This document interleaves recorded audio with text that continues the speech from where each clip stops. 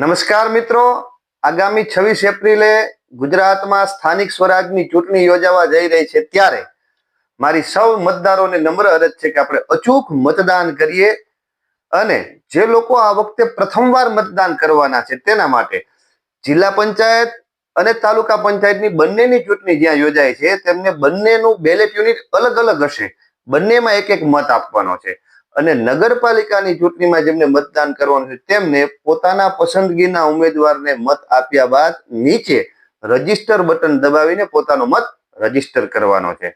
અને ખાસ જ્યારે પણ આપણે મતદાન કરવા માટે જઈએ ત્યારે ચૂંટણી પંચ દ્વારા માન્ય 14 પુરાવાઓ છે, એમાંથી કોઈ પણ એક પુરાવો ઓરિજિનલ સાથે લઈને જઈએ, ચાહે ચૂંટણી કાર્ડ હોય, આધાર કાર્ડ હોય, પાન કાર્ડ હોય કે ડ્રાઇવિંગ લાયસન્સ હોય.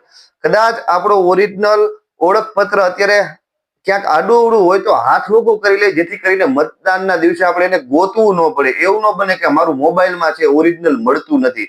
એટલે અચૂક મતદાન કરીએ અને લોકશાહીનું વધારીએ માન, અચૂક કરીએ મતદાન.